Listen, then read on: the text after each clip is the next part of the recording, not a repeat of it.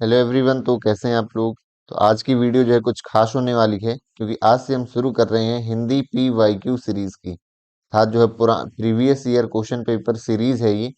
और इसमें हम क्वेश्चन की प्रैक्टिस करेंगे 30 क्वेश्चंस की, जो हमारे आयोग द्वारा पूछे गए हैं हिंदी स्पेशल में। तो वीडियो को अंत तक देखना मत भूलिएगा। आइए शुरू करते हैं आज की इस वीडियो को। तो पहला प्रश्न है कि निम्न में से कौन सा शिक्षण का सिद्धांत नहीं है। टीचिंग का कौन सा जो है वो प्रिंसिपल नहीं है। स्वाभाविकता का सिद्धांत, मूर से अमूर्त, निगमन से आगमन, सरल से कठिन। तो ये इसमें जो ऑप्शन नंबर सी है, ये कोई शिक्षण का सिद्धांत नहीं है। जबकि निगमन और आगमन दोनों अलग अलग क्या हैं, विधियां हैं, हमने बहुत अच्छे से पढ़ रखी हैं। बात करें निगमन की, यहाँ पर आगमन को बात करते हैं हम किससे, ज्ञात से जो है अज्ञात की ओर, ज्ञात से अज्ञात की ओर। वहीं निगमन को क्या बात करते हैं, अज्ञात से ज्ञात की ओर, है ना। आगमन को हम बात करते हैं सरल से कठिन की ओर। इसको सरल नहीं, इसको उदाहरण से जो है क्या माना जाता है, नियम की ओर माना जाता है। और उदाहरण को हमेशा विशिष्ट माना जाता है, ये आप याद रखेंगे तो कंफ्यूजन नहीं होगी। उदाहरण हम विशिष्ट लेते हैं और नियम फिर सरल की ओर जाते हैं, सरल उसके लिए एक नियम बना देते हैं। इसका अपोजिट ये हो जाता है क्या, सरल से विशिष्ट की ओर। तो ये आपको जो है याद रख लेना है।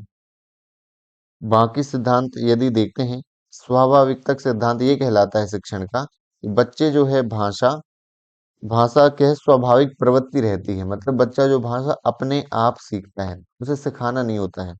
घर के माहौल में रहता है, उसे ना भी सिखाएं तो भी वो जो बच्चा जो है सुन करके जो है वो फिर सीख जाता है। तो भाषा की जो है एक स्वाभाविक प्रवृत्ति है, तो इसे स्वाभाविकता का सिद्धांत कहते हैं। और जो मूर्त से अमूर्त है, ये हमारी कौन सी विधि, यही तो हमारी आगमन विधि है। और जो सरल से कठिन की ओर है, सरल से कठिन की ओर, ये भी क्या है, हमारी आगमन विधि है। तो आपको याद रख लेना है। भाषा अर्जित करना क्या है, कठिन होता है, सहज स्वाभाविक होता है, भाषा सीखने में बाधित होता है, इस समय की हानि होती है। तो यही आप समझ गए होंगे, जो स्वाभाविकता का सिद्धांत है तो यही कहता है कि भाषा अर्जित करना एक सहज और स्वाभाविक होता है। ये इस प्रश्न का सही उत्तर है। अगला देखते हैं, इनमें से उपचारात्मक शिक्षण की सफलता मुख्यतः किस पर निर्भर करती है। तो जो उपचारात्मक शिक्षण है, जिसको हम रेमेडियल टीचिंग कहते हैं, तो सामाजिक सांस्कृतिक पृष्ठभूमि पर, भाषागत त्रुटियों की सूची बनाने पर, भोज्य व्यवस्था का ध्यान रखकर, या समस्याओं के कारणों की सही पहचान पर। तो यही इसका सही उत्तर है। आपको पता होगा कि जब हमें सबसे पहले क्या करते हैं, निदानात्मक परीक्षण करते हैं।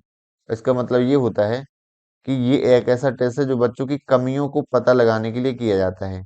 तो कमियों की को पता लगाएंगे, उसके बाद पहचान करेंगे समस्या की, किसके द्वारा, निदानात्मक परीक्षण के द्वारा।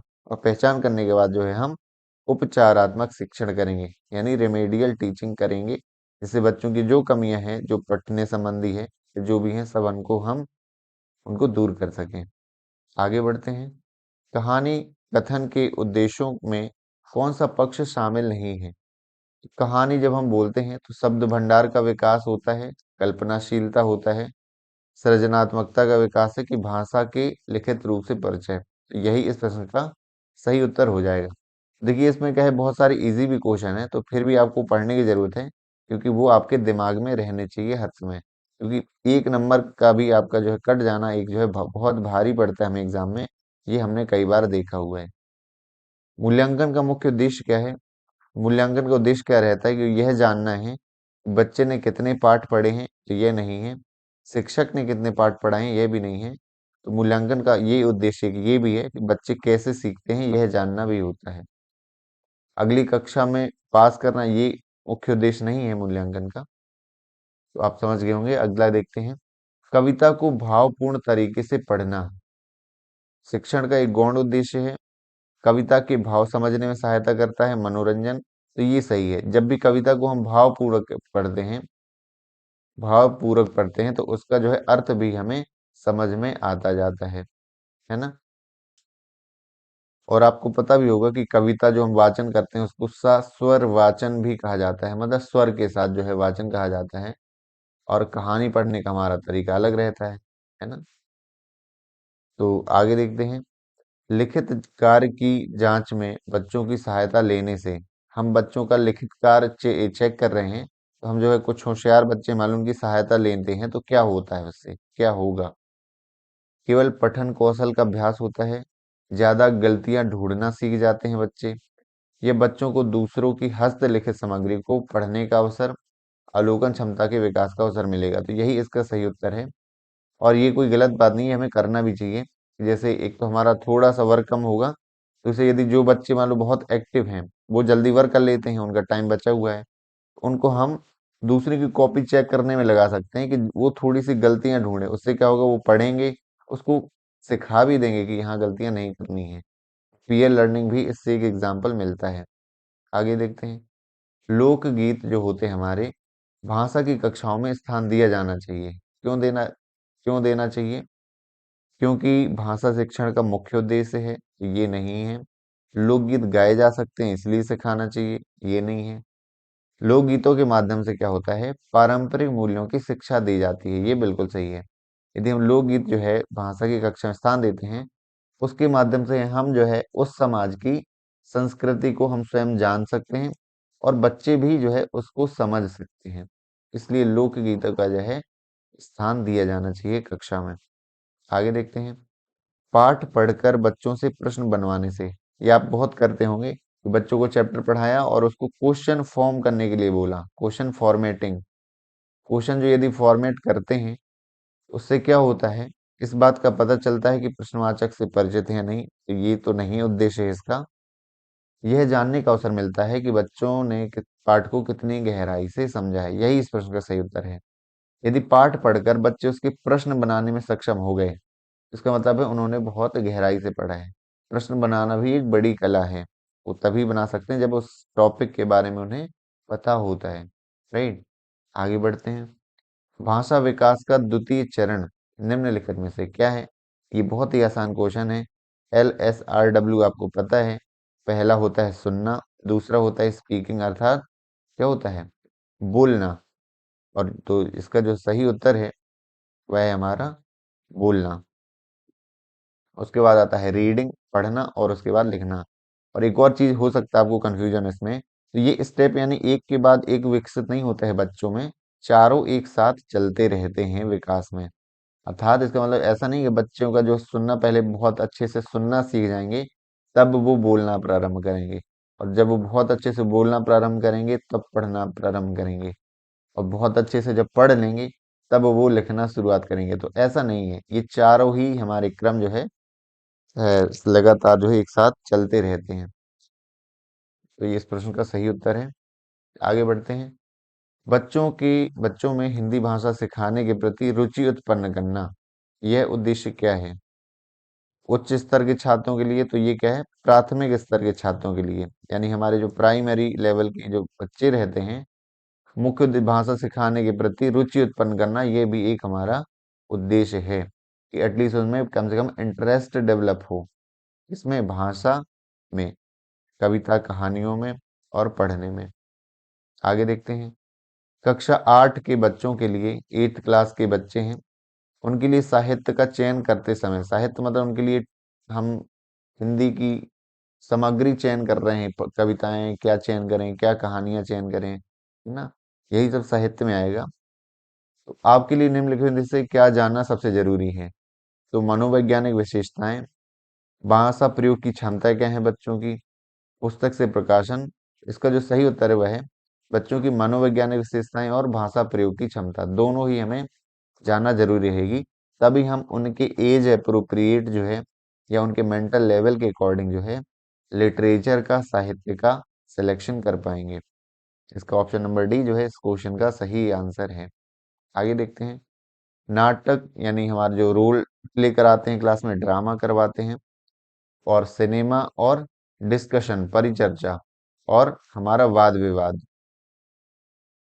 तो इसके बाद जो है बच्चों की क्या और प्रतिक्रिया करने की क्षमता का विकास करने में मदद करते हैं। इसका जो सही उत्तर है वह है स्वतंत्र व स्वाभाविक मौखिक एवं लिखित प्रतिक्रिया व्यक्त करने की क्षमता विकसित करते हैं। क्योंकि नाटक करते हैं तो उनसे जो है स्वतंत्रता जो है, फ्रीडम एक तो मिलेगी, और अच्छे से वो कर पाएंगे। मौखिक अभिव्यक्ति उन्हें जो है क्षमता विकसित होगी, और लिखित में परिचर्चा और वाद विवाद जो होते हैं उनमें इन सब के साथ लिखित जो है क्षमता भी विकास होती है। और यहाँ पर नेगेटिव वर्ड तो कहीं नहीं आएंगे, लेकिन बाकी सब में जैसे अप्रभावी, ये एक नेगेटिव वर्ड जुड़ा है। योजना, सरलता और लिखित तो ये नहीं होगा, क्योंकि ये जो है ये वर्ड से इनसे ज्यादा जो है ये अधिक नजदीक है उत्तर के। और अभिव्यंजना, व्यक्तिकता और मौखिक इससे अधिक जो है ऑप्शन नंबर ए जो है इस प्रश्न का सही उत्तर है। भाषा सीखने में होने वाली त्रुटियां या जो गलतियां करते हैं बच्चे अक्सर करते हैं, चाहे वर्तनी से संबंधित हो, चाहे वो शब्दों को लिखने की हो, सबसे ज्यादा गलती करते हैं। तो गलतियां जो हैं, बच्चे शिक्षक पाठ्यक्रम असफलताओं के संकेतक हैं, कठोर रवैया अपनाना चाहिए, स्वाभाविक है, या असफलता की ओर संकेत करती है। तो ये स्वाभाविक है। जब बच्चे भाषा सीखने की प्रक्रिया में होते हैं तब वो गलतियां करते हैं, और उन्हीं गलतियों को मिनिमाइज करते हुए कम करते जाते हैं, और धीरे धीरे जो है उनका भाषा का विकास उच्च लेवल पर होना शुरू हो जाता है। तो क्या है, भाषा सीखने की प्रक्रिया के स्वाभाविक पड़ाव हैं, ये इस प्रश्न का सही उत्तर है। बाकी असफलता नहीं है, ना कठोर रवैया अपनाना चाहिए, असफलता की ओर संकेत करती हैं। ये बाकी इस प्रश्न के उत्तर नहीं है। आगे देखते हैं, पाठ्य पुस्तक भाषा शिक्षण में मुख्यतः क्या सहायता करती है? तो हमारी जो पाठ्य पुस्तक है, यानी बुक का क्या रोल है, ये देखना है हमें भाषा शिक्षण में, टीचिंग में। तो बुक से क्या होता है, विभिन्न पर्व की जानकारी होती है, त्योहारों की, व्याकरण नियम जो है, व्याकरणिक नियम कंठस्थ कराती हैं, ये भाषा की विभिन्न घटाएं या बच्चों का आकलन करती है। तो इसका जो सही उत्तर है वह है भाषा की विभिन्न घटाएं प्रस्तुत करती हैं। घटाएं का मतलब होता है विभिन्न प्रकार के जो से अलग अलग कहानी घटक होते हैं, कहानी, नाटक, कविता, निबंध, है ना। और उसमें भी अलग अलग जो है प्ले, जैसे कुछ होगी हास्य होगी कहानी, कुछ रोचक कहानियां हो गई, कुछ हो गई हमें जो लौकिक होती हैं, कुछ पारंपरिक हो गई, अन्य प्रकार के जो है फ्लेवर आप कह सकते हैं, प्रकार से हर तरह का कंटेंट जो है प्रस्तुत करती हैं भाषा। आगे देखते हैं, भाषा की कक्षा में समाचार पत्र पत्रिकाओं का उपयोग हम यदि करते हैं, न्यूज़पेपर और मैगजीन का उपयोग भाषा की क्लास में, तो यह सुनिश्चित करता है, क्या सुनिश्चित करता है कि शिक्षण सामग्री का उपयोग हो रहा है, या पत्र पत्रिकाओं का प्रभाव पड़ेगा, शीर्षक याद रहेगा, या बच्चे प्रमाणित लेख, समाचार आदि पर अपनी प्रतिक्रिया सक्षम रखते हैं। तो इसका मतलब यह है कि टीचिंग जो है, लर्निंग जो मेथड है और जो सामग्री है, एड्स है, टीचिंग लर्निंग एड्स का उपयोग हो रहा है। ये एक टीचिंग लर्निंग एड्स का भी काम करता है। बुक के साथ साथ जो है हम अन्य चीजें बच्चों को पढ़ने के लिए देते हैं और प्रिंट रिच एनवायरनमेंट बनाते हैं। ये आपको याद रखना है। बढ़ते हैं अगले प्रश्न की ओर। प्राइमरी कक्षाओं में पठन शिक्षण, पठन शिक्षण को समझिए। पठन का मतलब होता है पढ़ना, और शिक्षण का मतलब होता है सिखाना। तो हम बच्चों को क्या सिखा रहे हैं? पढ़ना सिखा रहे हैं। पढ़ना सिखाने में उद्देश्य क्या नहीं है, मतलब कौन गलत है हम जब पढ़ना सिखा रहे हैं तो? विद्यार्थी पाठ्य पुस्तक, उसके जोड़ सामग्री को शुद्ध उच्चारण, उचित स्वराघात, बलाघात के साथ पढ़ सके। तो ये तो सही है। पूछा क्या है, कौन सा सही नहीं है? उपयुक्त गति से पढ़ सके, प्रश्न उत्तर को याद कर सके। तो ये इतना मुख्य उद्देश्य नहीं रहता है कि सिर्फ वो प्रश्न उत्तर को याद कर सके इसलिए हम पढ़ना सिखा रहे हैं। वो पढ़े, जो लिखा हुआ है जो भी चीज है उसको वो पढ़कर समझ ले, इसलिए कहा जाता है समझ आधारित शिक्षा। पढ़ना, समझ आधारित पढ़ना, इसको क्या बोला जाता है इंग्लिश में? Reading with comprehension. आपने ये बहुत पढ़ा होगा कि हमें कॉम्प्रीहेंड करना है। जैसे मान लीजिए, एक थोड़ा सा मैं इसमें डिटेल में बताऊंगा। जैसे मैं पढ़ रहा हूँ इसको, विद्यार्थी अपने स्तर की, तो ये कैसे मैं इतने अच्छे से पढ़ पा रहा हूँ? क्योंकि ये धीरे, विद्यार्थी शब्द मैंने इतनी बार पढ़ा होगा कि इसकी एक इमेज बन गई है दिमाग में। अब मुझे एक एक वर्ड नहीं देखना पड़ता कि वाह में एक ही मात्रा है तो पहले मैं इसे वी पढ़ूं, फिर दया पढ़ूं, फिर था में री की मात्रा जो है पढ़ूं। तो ये क्यों हो रहा है? क्योंकि ये धीरे धीरे अवसर मिले हैं पढ़ने के बहुत ज्यादा, और मैंने मतलब हम लोग ने पढ़ा भी है अलग अलग किताबों में कि ये वर्ड जो है अलग अलग, तो सीधे ये क्या हो जाता है, इमेज बन जाती है। और हमारे सामने भी जब भी नया वर्ड आएगा तो हम उसको तोड़ तोड़ कर पढ़ते हैं, उसको पढ़ने में इतनी स्पीड से नहीं पढ़ पाते हैं।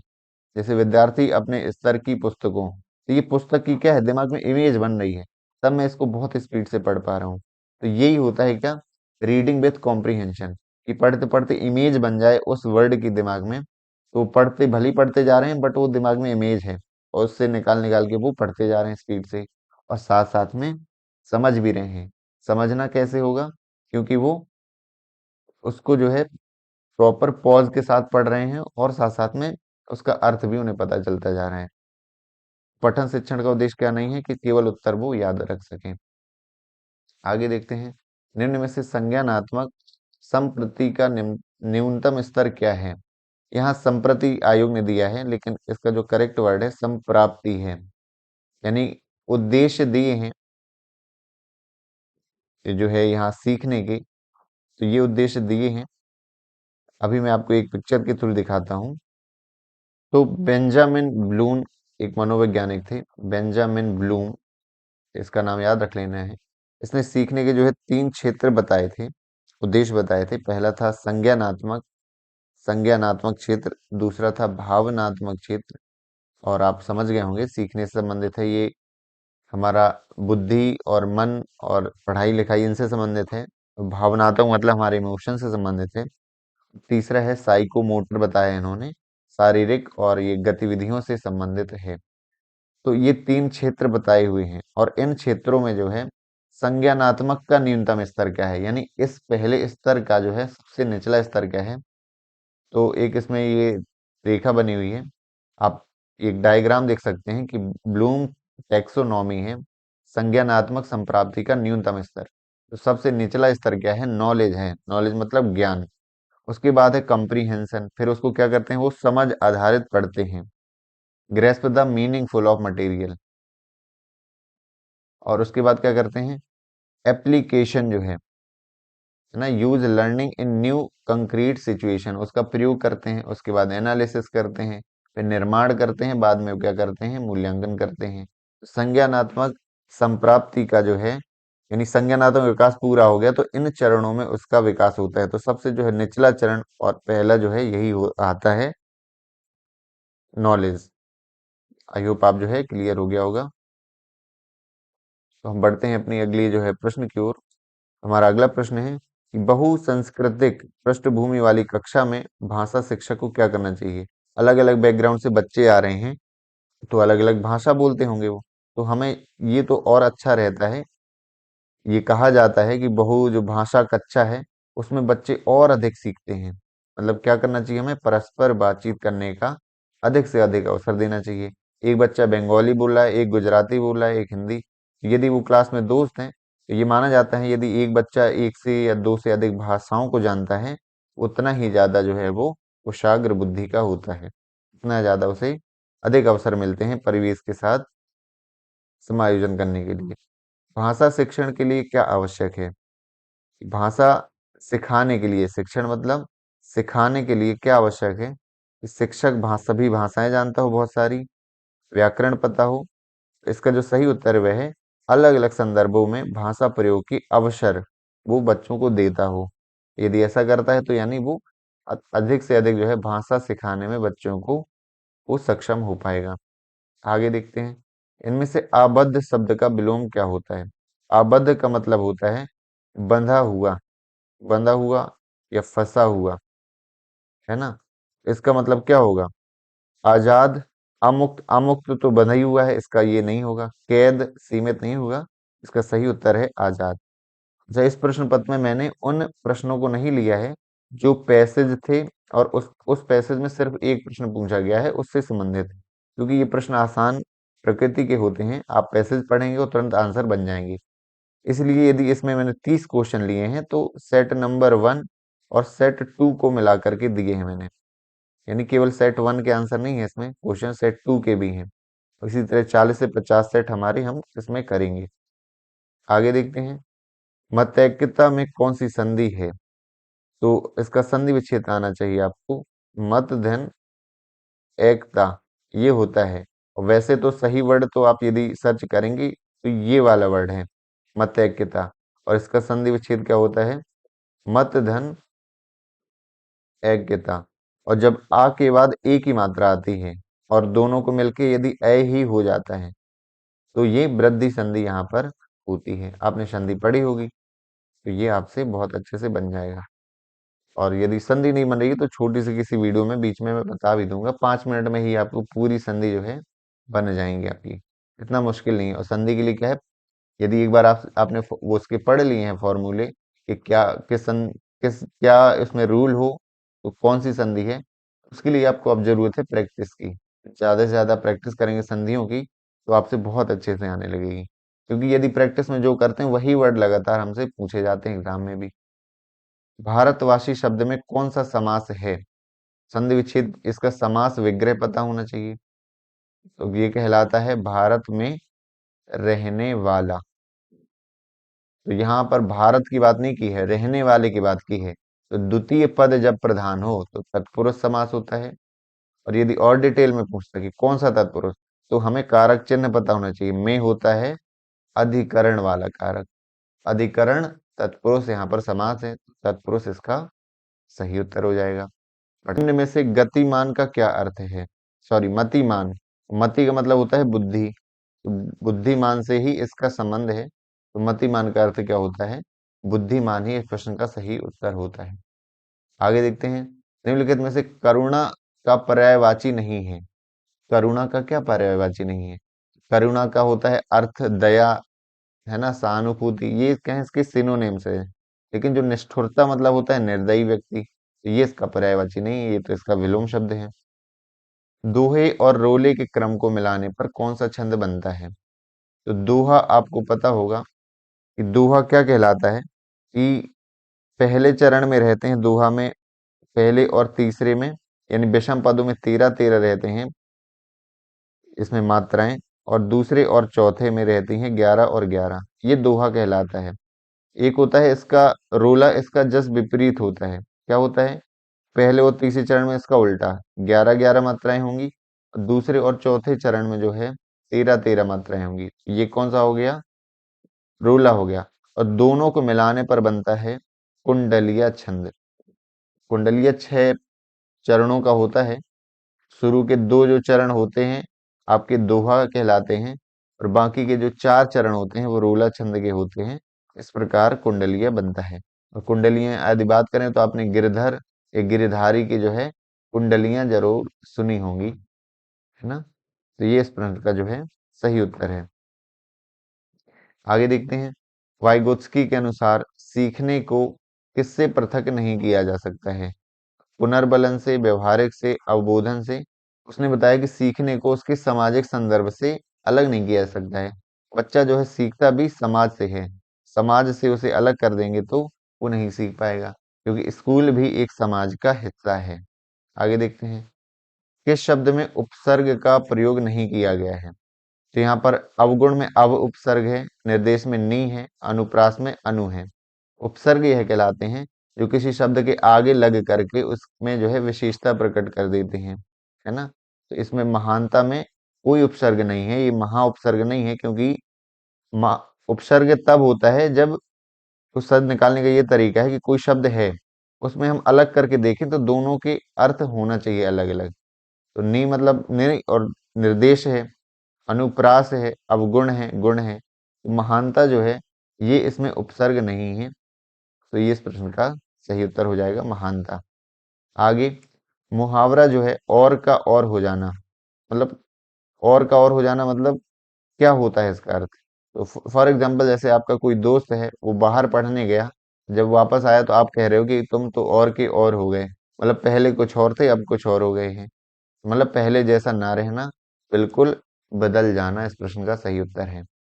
हमारी वीडियो का आखिरी प्रश्न, तो मैंने सोचा है कि अब एक प्रश्न आपके लिए भी रख दूं। जो है सारी मेहनत मैं ही क्यों करूं, आप लोग भी इसके जो है इस प्रश्न को समझ करके जो है ऑप्शन में जो है कमेंट में जो है इसका उत्तर दीजिएगा। भाषा शिक्षण के संदर्भ में कौन सा सही नहीं है, मतलब कौन सा गलत है, आपको जो है कमेंट में जरूर इसका उत्तर देना है।